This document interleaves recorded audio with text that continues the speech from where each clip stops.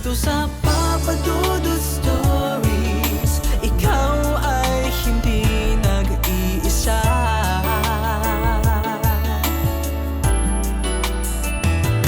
Dito sa Papa Dudut Stories, may nagmamahal sa'yo. Papa Dudut Stories, Papa Dudut Stories. Dear Papa Dudut, sa lahat po ng mga nakatutok ngayon, huwag kalimutan na mag-like, mag-share at mag-subscribe.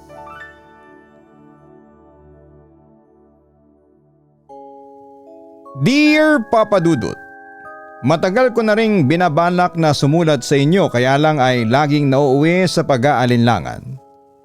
Sabi ko kasi baka masyadong mahaba ang kwento ko o baka hindi ninyo mapansin. Pero ngayon ay parang hindi ko na kayang itago pa itong mga alaala na ito.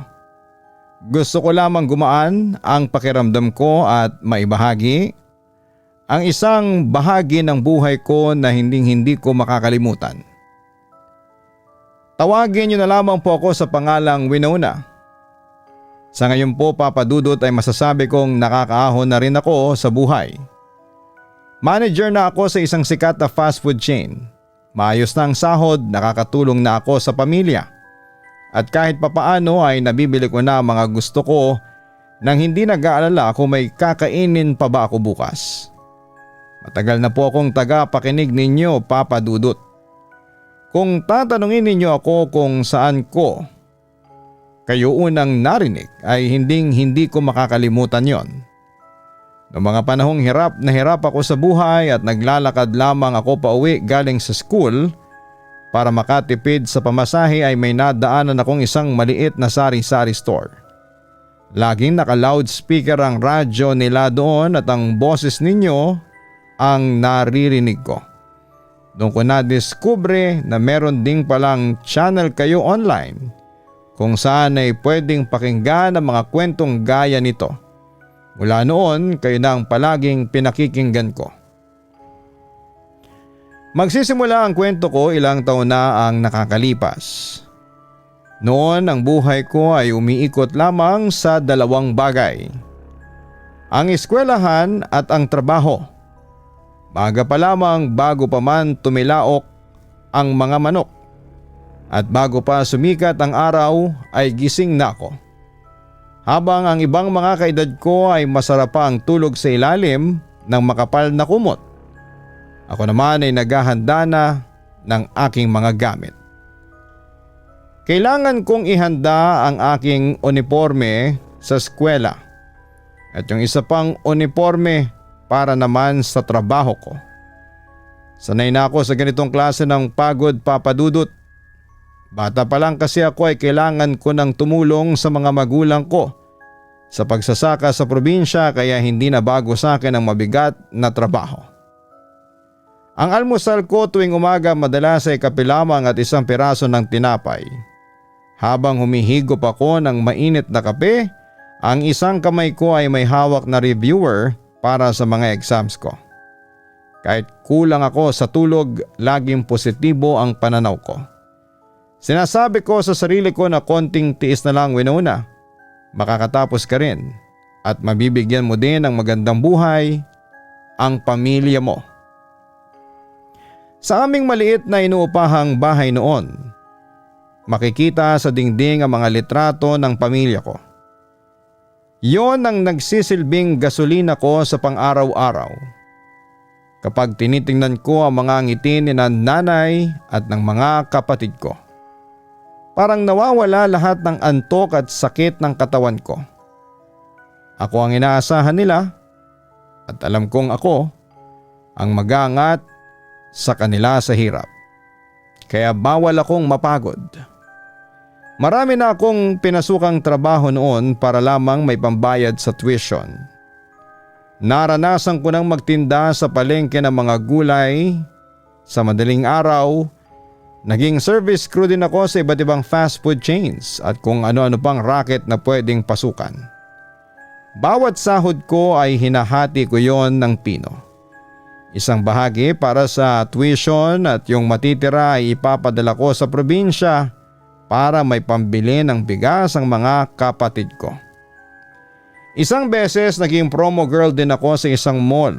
Maghapon akong nakatayo doon. Kailangan laging nakangiti sa mga tao kahit sumasakit na ang binti ko sa tagal ng pagtayo. Doon ko talaga natutunan kung paanong makisama sa iba't ibang ugali ng mga customers. May mga masusungit, may mga bastos, pero meron din namang mga mababait at nagbibigay ng lakas ng loob. Sa kabila ng dami ng ginagawa ko, hindi ako nagreklamo. Para sa akin ay bahagi lamang ito ng pangarap ko. Alam ko na ang bawat patak ng pawis ko ay may katumbas na magandang kinabukasan. Isang hapon habang naglalakad ako sa isang kalsada na medyo tahimik at laging balot ng makapal na hamog o fog dahil sa lamig ng lugar. May napansin akong isang bagong bukas na gusali. Napakaganda ng pwesto nito dahil napapaligiran ito ng matatangkad na puno ng pine trees. Doon nakita ko ang isang hiring sign sa pintuan ng isang bagong bukas na coffee shop. At dahil nga sa kailangan ko ng bagong source ng income para sa darating na bayaran sa eskwelahan, hindi na ako nag-atubili at pumasok ako para mag-apply. Nakapanayam ko ang manager ng shop. Agad akong tinanggap dahil sa dami ng karanasan ko bilang service crew at sa maganda kong credentials. Sabi ng manager, Winona, kailangan namin ng staff para sa graveyard shift. 24/7 kasi ang operation namin dito. Sobrang saya ko noon, Papa Dudut, dahil mas malaki ang rate kapag gabi at hindi ito makakaabala sa klase ko sa umaga. Agad kong binalitaan si nanay sa pamamagitan ng isang text message. Ang sabi ko, Inay, may bago na akong trabaho. Mas malaki ang sahod dito, makakaipon na tayo. Napakaganda talaga ng coffee shop na yon. Ang interior nito ay puro kahoy. Mula sa sahig, dingding hanggang sa may lamesa. Mayroon itong malalaking salamin na kitang-kita ang labas. Kapag gabi na, talagang balot ng hamog ang paligid kaya parang nasa ibang bansa ang pakiramdam. Gustong gusto ko ang amoy doon, yung amoy ng bagong giling na kape na humahalo sa amoy ng sariwang kahoy. Napaka-relaxing ng ambience, lalo na tahimik ang paligid at kakaunti pa lamang ang mga tao sa madaling araw. Sinimulan ko na ang aking training sa paggawa ng iba't ibang klase ng kape at pastries. Mabilis akong natuto at dahil mabilis din akong kumilos, agad ako naging paborito ng mga regular na customers na nagpupunta doon. Masaya ako sa bago kong trabaho, Papa Dudut. Akala ko ito na yung simula ng mas magaan na buhay para sa akin. Nagsimula na nga po ang bago kong schedule, Papa Dudut. Mula alas 11 ng gabi hanggang alas 7 ng umaga ang shift ko. Sa totoo lang, kahit graveyard shift ay pabor na pabor ito sa akin. Kasi mas marami akong oras na mag-aral sa hapon bago ako pumasok. Sa gabi naman, kapag wala nang masyadong tao ay nagagawa ko ring sumulyap sa mga libro ko sa ilalim ng counter habang naghihintay ng customers. Isang malaking tulong ito para sa akin na naghahabol makatapos ng kolehiyo. Sa loob ng coffee shop na yon, may mga oras na talagang mag-isa lamang ako. Mula alas 2 ng madaling araw hanggang alas 4, wala akong kasamang staff. Ang manager ko ay umaalis na ng alas 12 at yung kasunod kong shift ay darating pa ng alas 6 o alas 7. Sa mga oras na yon ay ramdam na ramdam ko ang katahimikan. Yung tipong kahit yung tunog lamang ng makina ng kape o yung pag-ikot ng aircon ay nagiging sobrang lakas sa pandinig ko. Medyo nakakatakot kapag naiisip ko na ako lamang ang tao sa gitna ng mga puno ng pino. Pero tinitiis ko. Iniisip ko na lamang yung mga bills na kailangang bayaran, yung tuition ko at yung pamilya ko sa probinsya. Kapag ganon ang iniisip ko ay nawawala yung takot ko at napapalitan ng sipag. Isang gabi habang naglilinis ako ng mga table sa main area ay napatingin ako sa labas. Yung makapal na hamog ay parang dahang-dahang lumalapit sa mga malalaking salamin ng shop. Para silang mga kamay na gustong kumapit sa glass.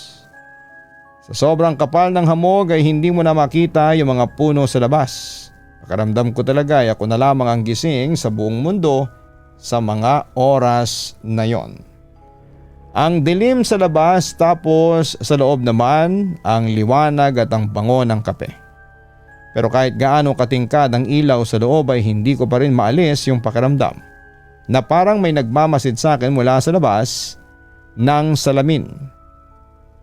Habang nag-aayos ako ng mga tasa sa likod ng counter, bigla akong napahinto. Nakarinig ako ng mahinang hikbi. Malinaw na malinaw, Papa Dudut. Hikbi ng isang babae na parang galing sa dulo ng shop. Doon sa malapit sa may mga couches. Akala ko talaga ay may customer na pumasok nang hindi ko napapansin habang busy ako sa pag-aayos. Baka kamo may nakatulog sa dulo o kaya ay pumasok habang nasa storage room ako. Agad akong lumabas mula sa likod ng counter para tignan ito. Ma'am, okay lang ba kayo dyan? Tawag ko. Inikot ko ang buong shop, bawat sulok, bawat ilalim ng table, pati yung banyo tinignan ko. Pero wala akong nakitang kahit na sino. Nagtaka talaga ako dahil malinaw na malinaw sa tenga ko yung iyak na yon. Parang may taong talagang nasasaktan sa dulo ng shop. Umiling na lamang ako at pilit na binabaliwala ang mga nangyari. Inisip ko na baka epekto lamang ito ng puyat ko. O baka yung hangin lang sa labas na humahampas sa mga pine trees. Pero habang pabalik na ako sa counter, bigla akong napatigil. Naramdaman ko ang isang biglang bugso ng hangin na dumaan sa mismong tabi ko. Sobrang lamig noon, Papa Dudut. Yung tipong nanigas ang braso ko sa lamig kahit na naka-jacket ako. Kinabukasan sa shift ko ay may napansin na naman akong kakaiba. May maliliit na patak ng tubig sa tapat ng isa sa mga bintana. Doon sa paborito kong spot. Kumuha ako ng basahan at pinunasan ko yon kaagad kasi ayaw kong magmarka sa kahoy na sahig. Pero makalipas lamang po ang ilang minuto habang gumagawa ako ng order para sa isang Grab driver ay napalingon ako. Bumalik na naman ang basa sa parehong lugar. Parang may tumatagas na tubig. Tiningnan ko ang kisame para makita kung may leak nga ba ang aircon o yung bubong. Pero tuyo naman ang lahat. Maayos ang ceiling, walang bakas ng amag o basa. Nagtataka talaga ako dahil ang tubig na nasa sahig ay parang galing sa isang basang-basang damit na nakatambay doon sa spot na yon. Para siyang pinigaan ng tubig. Dahil kailangang malinis ang shop, kinuha ko yung mop para punasan ang sahig. Habang nakayuko ako para mag-mop, may nakita akong hindi ko dapat na makita. May isang pares ng mapuputing paa na nakatayo malapit sa akin, Papa Dudut. Maputi at parang walang dugo at mukhang basang-basa din. Mabilis akong napaangat ng tingin para makita kung sino ang nakatayo doon. Pero pagtingala ko, wala namang tao. Tanging ang sarili ko lamang na anino sa ilalim ng ilaw ang nandoon. Wala na rin ang pares ng mga paa at napahawak ako sa counter sa kaba. Sabi ko sa sarili ko, Winona, mag-focus ka, marami ka lamang iniisip. Sumapit ang 3:00 ng madaling araw, ito yung oras na wala talagang customer. Tahimik ang lahat. Para malibang ang sarili ay kinuha ko ang libro ko para magbasa. Pero hindi pa ako nakakatapos sa isang page ay muling narinig ko yung iyak ng babae. Pero sa pagkakataong ito, Hindi na siya mahina. Mas malakas na at mas masakit pakinggan. Parang iyak ng taong nawala ng minamahal sa buhay. Nanggaling ang tunog sa loob ng storage room. Doon sa likod kung saan nakatago ang mga boxes ng gatas, asukal at kape. Dahan-dahan akong lumapit, bit-bit yung flashlight kahit na may ilaw naman sa hallway. Nanginginig ang kamay ko habang hawak-hawak ang handle ng pintuan. Pagbukas ko ay tinapat ko ang ilaw sa bawat sulok. Pero wala papadudot. Tanging mga boxes lang na nakasalansan ang nandoon. Walang tao, pero bago pa ako makahinga ng maluwag ay biglang sumarado ang pintuan ng storage room nang napakalakas. Parang may humampas nito mula sa labas. Wala namang hangin sa loob at walang tao sa likuran ko. Napasigaw ako sa takot at mabilis na tumakbo pabalik sa counter. Doon lang ako napaupo, nanginginig ang mga kamay at halos hindi na makahinga. Habang nakaupo ako sa counter at pilit na pinapakalma ang sarili ko, napatingin ako sa malaking salamin na nakaharap sa kalsada. Sa gitna ng dilim at hamog sa labas, may nakita akong isang babae, nakasuot siya ng mahabang puting damit. Nakatayo lang siya sa ilalim ng isa sa mga puno. Nakayuko siya at ang mahabang buhok niya ay nakatakip sa buong mukha niya. Hindi siya gumagalaw. Akala ko talaga ay isang customer na kailangan ng tulong o baka nawawala sa gitna ng hamog. Sinubukan kong kumatok sa salamin para tawagin ang pansin niya. Balak ko sanang pagbuksan siya ng pintuan para makapasok at matanong kung ayos lamang ba siya. Pero imbes na lumingon sa akin, may nangyaring hindi ko akalain. Unti-unting lumutang ang babae paitaas. Dahan-dahan siyang umangat mula sa lupa hanggang sa mawala siya sa gitna ng mga sanga ng puno. Hindi na ako nakagalaw sa kinakatayuan ko. Pakiramdam ko ay tumigil ang pagtibok ng puso ko sa mga nakita ko. Doon ko talaga na-realize na hindi tao ang nakikita ko nitong mga nakaraang gabi, kundi isang nilalang na hindi matahimik at may gustong ipahiwatig. Dahil hindi na ako mapakali pa, kinabukasan ay nagtanong-tanong ako sa isa kong katrabaho, si Ate Beth, na matagal na sa area na yon. Tinanong ko siya kung may alam ba siya tungkol sa nakaraan ng lupang kinakatayuan ng shop namin. Nagtinginan muna kami bago siya sumagot. Sabi niya, dati raw ay may isang lumang boarding house doon na nasunog maraming taon nang nakakalipas bago pa tinayo ang coffee shop. Sabi ni Ate Beth, may isang babaeng estudyante raw doon na hindi nakayana ng pressure ng pag-aaral. Sobrang hirap daw ng pinagdadaanan ng bata, working student din daw katulad ko. At dahil sa tindi ng dusa ay nagpa siya itong wakasan ng sariling buhay sa loob mismo ng boarding house na yon. Sabi-sabi ng mga matatanda sa lugar ay madalas pa rin daw na magpakita ang babaeng yon tuwing malamig ang panahon at kapag makapal ang hamog. Lalo na sa mga taong katulad niya ang sitwasyon. Kinabahan ako ng husto, Papa Dudut, dahil ang kwentong yon ay tugma sa lahat ng mga naranasan ko tuwing madaling araw. Naisip ko na baka ang babaeng nakikita ko ay yung kaluluwang yon na naghahanap lamang ng mapagsasabihan ng kanyang dusa o baka naman ay may gusto siyang gawin sa akin. Habang iniisip ko yung hirap na pinagdadaanan ko sa pag-aaral at sa pagtatrabaho ay parang naramdaman ko rin ang lungkot na naramdaman niya. Pero mas matindi ang takot ko. Dahil hindi ko alam kung hanggang saan ang kayang gawin ng isang nilalang na hindi na kabilang sa mundong ito.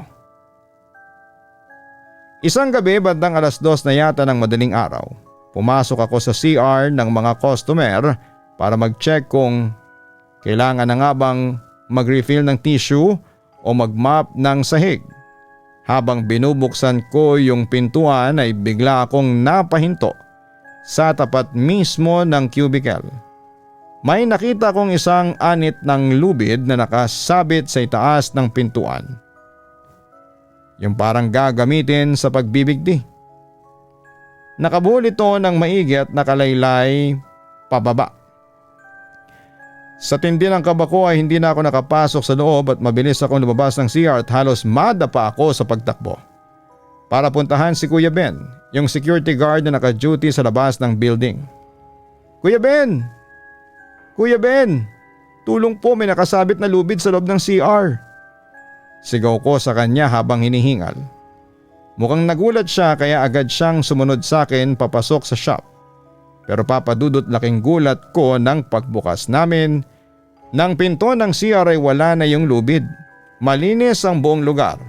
Mabango at parang wala namang nangyari. Tumingala pa si Kuya Ben sa itaas ng pintuan pero wala talaga siyang nakitang kahit na ano. Doon na ako pinagalitan ni Kuya Ben. Sabi niya sa akin, Winona, alam mo bang seryosong bagay yan? Huwag mo akong biruin ng ganyan lalo na't madaling araw. Baka naman napapraning ka lang sa tindi ng puyat mo at sa dami ng iniisip mong exams. Hiyang-hiya ko sa kanya at pilit na lamang akong nagsorry kahit na alam ko sa sarili ko na hindi ako na mamalikmata. Pag-alis ni Kuya Ben, bumalik ako sa counter para maghugas ng kamay. Pero habang nakayuko ako sa lababo ay narinig ko ang isang mahinang bulong mismo sa tabi ng tenga ko. Tulungan mo ako, sabi ng boses papadudot. Ramdam ko yung lamig noong boses na yon na parang pumasok sa loob ng ulo ko. Napahawak ako sa counter at napapikit na lamang ako sa takot habang nanginginig ang buong katawan ko. Para pakalmahin ang sarili ko ay nagpasya akong magtimpla ng kape para sa sarili ko kahit bawal sa amin ang uminom habang nasa shift. Kinuha ko yung portafilter na nilagay sa espresso machine habang hinihintay ko yung tulo ng kape. Napatingin ako sa harapan ng machine. Yung parteng parang salamin ang kinang dahil sa chrome. Sa refleksyon noong machine ay nakita ko yung babaeng nakaputi. Nakatayo siya sa mismong likuran ko papadudot. Nakatitig siya sa akin at may nakapulupot na lubid sa leeg niya. Habang tinitingnan ko siya sa refleksyon ay nakita ko kung paanong dahang-dahang nagiging kulay ube ang mukha niya. Parang nawawalan siya ng hininga at lumuluwa yung mga mata niya. Sa sobrang gulat at takot ko ay nabitawan ko yung hawak kong baso. Nagkalat ang kape at basag na bubog sa buong counter. Mabilis akong lumingon para harapin siya pero gaya ng dati wala namang tao sa likod ko. Pero nung tumingin ako sa sahig sa tabi ng mga basag na bubog ay may nakita akong isang dugoang marka ng kamay sa puting tiles. Sariwa pa yung dugo at parang may sumubok na kumapit doon para hindi mahulog. Doon na ako bumigay papadudot. Hindi ko na kaya. Hindi ko na tinapos ang shift ko at kinuha ko ang bag ko at agad akong nag-punch out kahit na hindi pa oras. Tumakbo ko palabas ng shop at hindi ko na inisip kung may kukuha ba ng mga gamit doon o kung magagalit ang manager. Habang tumatakbo ako patungo sa sakayan ay narinig ko pa rin yung malakas na iyak ng babae na parang sumasabay sa hangin na humahampas sa akin. Pagdating ko sa bahay, nanginginig pa rin ako. Tumawag na lamang ako sa manager ko at humingi ng dispensa at sinabi ko na lamang na sobrang sama ng pakiramdam ko at hindi ko na kayang tapusin ang trabaho. Pero kahit nasa loob na ako ng kwarto ko at nakatago sa ilalim ng kumot, hindi pa rin ako pinatatahimik ng mga nakita ko. Tuwing pipikit ako ay mukha ng babae ang nakikita ko papadudot. Sa panaginip ko ay nakikita ko ang sarili ko na nasa loob ng storage room noong coffee shop. Nakatali raw yung leg ko sa kisame at hindi ako makahinga. Habang sa harapan ko ay nakatayo lamang yung babaeng nakaputi at nakatitig sa akin ng walang kibo. Nagigising akong nanginginig, Papa Dudut, basang-basa ng pawis. At talagang hirap na hirap huminga. Pakiramdam ko tuwing gising ako ay may nakadaga na mabigat sa dibdib ko na ayaw akong patahimikin. Isang umaga noong tinitingnan ko ang sarili ko sa salamin habang naghihilamos, napansin ko na ang leeg ko ay may mga mapupulang marka. Parang nanggaling sa isang mahigpit na pagkakahawak o parang may sumakal sa akin habang natutulog ako. Natatakot na akong matulog, Papa Dudut. Bawat pikit ko nararamdaman ko yung presensya ng babae sa tabi ko. Nagsimula na rin bumagsak ang timbang ko dahil wala na akong ganang kumain. Laging malalim ang iniisip ko at kahit sa school ay hindi na ako makapag-concentrate sa mga lectures namin. Ang dating masayahin at positibong Winona ay parang unti-unti nang nauubos dahil sa takot na ito. Hindi ko na talaga kaya, Papa Dudut. Isang araw, noong hindi na ako makakain at halos hindi na rin makapasok sa school, nag-decide akong kausapin ang manager ko. Pumunta ako sa shop kahit na hindi ko shift. Hinarap ko siya sa opisina niya at sinabi ko ang lahat. Ikinuwento ko yung iyak na naririnig ko tuwing 3:00, yung mga basang marka sa sahig at yung anit ng lubid sa CR. Hanggang sa babaeng nakita kong lumulutang sa ilalim ng puno ng pino. Todo ang kaba ko habang naglilistang lahat ng detalye sa kanya. Pero alam niyo ba, Papa Dudut, pinagtawanan lang niya ako. Ang sabi niya, Winona, baka naman masyado ka lamang tutok sa pag-aaral. Finals na kasi kaya baka stress ka lamang sa eskwelahan at nadadala mo sa trabaho. Pinayuhan niya ako na kumuha muna ng leave, mag-off daw ako ng ilang araw para makapag-relax at bumalik na lang daw ako kapag okay na ako. Sobra akong nadismaya. Pakiramdam ko ay wala nang naniniwala sa akin. Pakiramdam ko ay mag-isa lamang akong lumalaban sa takot na kumakain sa buhay ko. Pagkatapos ng leave ay pinilit kong bumalik. Akala ko kasi nung mga araw na wala ako sa shop ay baka mawala na rin yung mga nararamdaman ko. Pero pagpasok pa lamang sa pintuan ay bumigat kaagad ang loob ko. Iba yung bigat ng hangin. Parang masikip sa dibdib. Noong oras na ako na lamang ang mag-isang staff habang nag-aayos ng mga tasa ay biglang nag-blink ang lahat ng mga ilaw sa shop. Patay sindi sila ng mabilis hanggang sa tuluyang namatay ang lahat. Sa gitna ng sobrang dilim ay may nakita ako sa dulo ng shop. Ang babaeng nakaputi.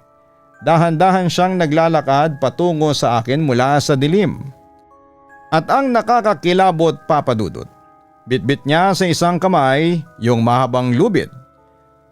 Parang gusto niya akong bigtiin at isama sa kanya. Pero sa muling pagkurap ko ay nawala na siya sa paningin ko. Doon ako nagdesisyon. Sabi ko ay hindi na at ayaw ko na. Iniwan ko ang apron ko sa counter, kinuha ko ang bag ko at mabilis akong lumabas ng shop. Hindi na ako lumingon pa kahit narinig ko ang malakas na kalabog sa likuran ko. Kinabukasan ay formal na akong nag-resign kahit na wala akong bagong trabahong mahanap at kahit alam kong mahihirapan ako sa tuition. Mas mahalaga sa akin ang kapayapaan. Habang naglalakad ako palayo sa coffee shop, sa huling pagkakataon ay lumingon ako mula sa malayo. Nakita ko ang shop na balot na naman ng makapal na fog. Para sa akin ang lugar na yon ay isang kulungan ng mga kaluluwang hindi makaalis sa kanilang pagdudusa. Pero kahit nawala na ako doon ay hindi pa rin ako panatag. Pakiramdam ko ay may sumusunod pa rin sa akin tuwing naglalakad ako sa gabi.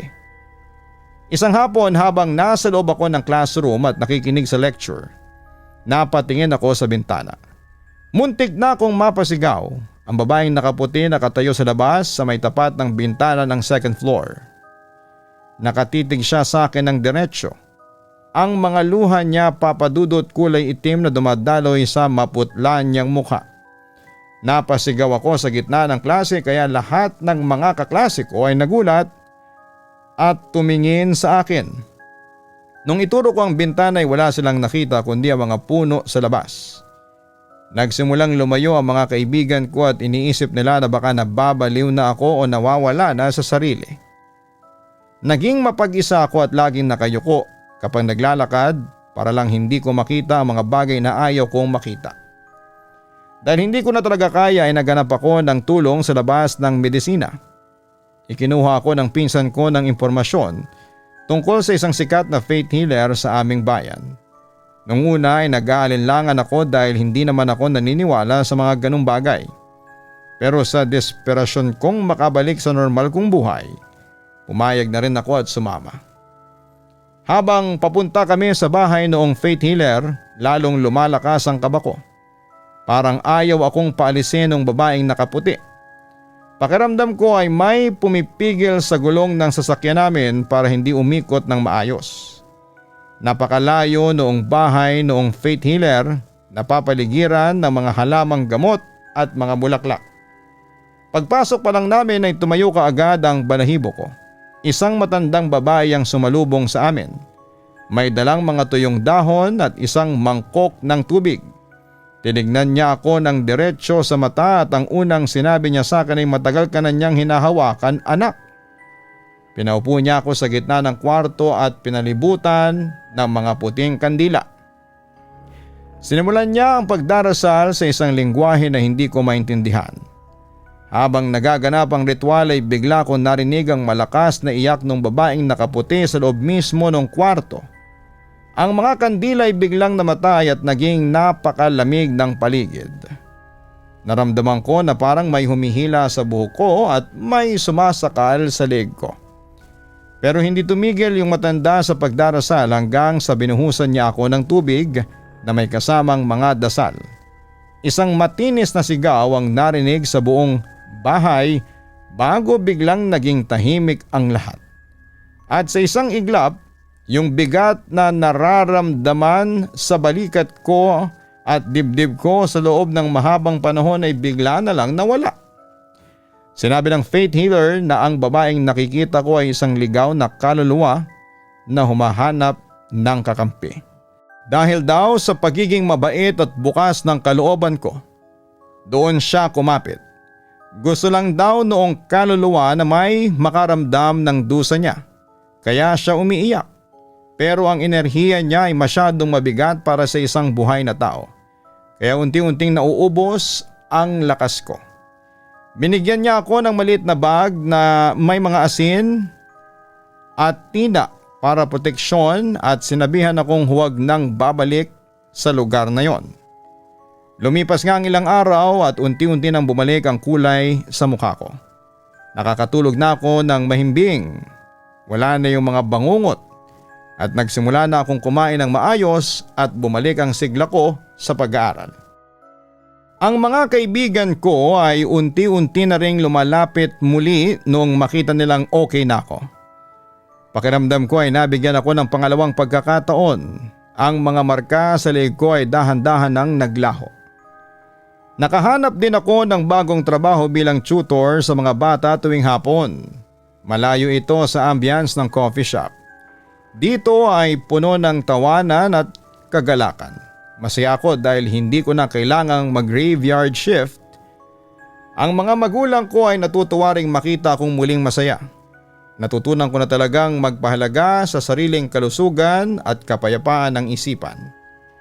Isang umaga pumunta ako sa isang lumang simbahan, nagpasalamat ako at nag-alay ng dasal para sa kaluluwa ng babaeng nakaputi.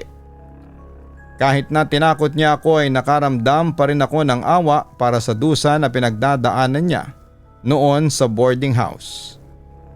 Nag-alay ako ng puting kandila at nanalangin na sana ay mahanap na niya ang tunay na katahimikan. Sa paglabas ko ng simbahan, naramdaman ko ang init ng sikat ng araw sa balat ko.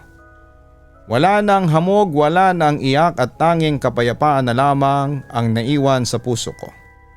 Handa na akong harapin ang buhay ng may lakas at tiwala sa sarili. Nagmamahal, Winona. Ang paghingi ng tulong ay hindi tanda ng kahinaan, kundi tanda ng pagmamahal sa sarili. Winona, tama ka.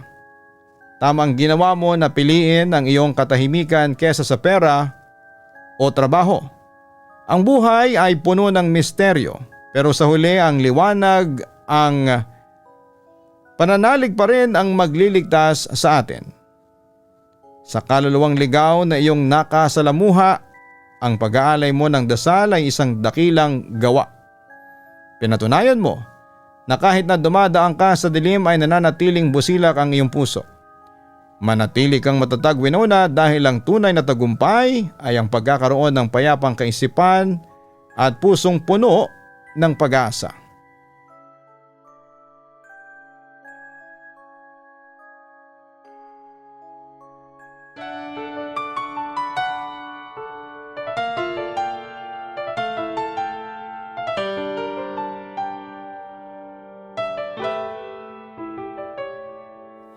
Ang buhay ay mahiwaga, laging may lungkot at saya. Sa Papa Dudut Stories, laging may karamay ka.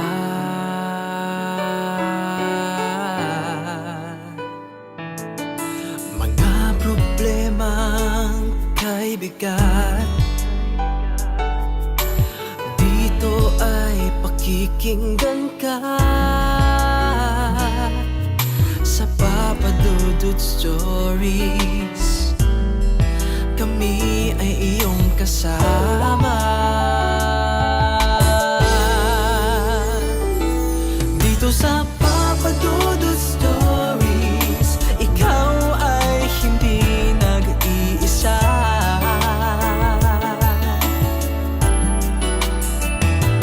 Dito sa Papa Dudut Stories, may nagmamahal sa'yo.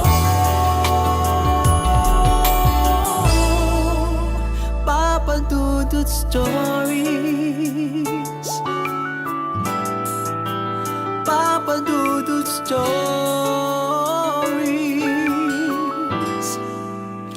Papa Dudut Stories.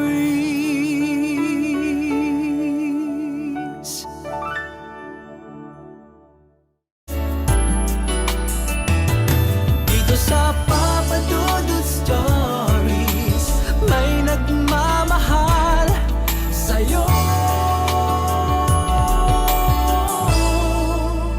Papa Dudut Stories, Papa Dudut Stories. Hello mga ka-online, si Papa Dudut po ito. Nag-enjoy ka ba sa ating kwento ngayong araw?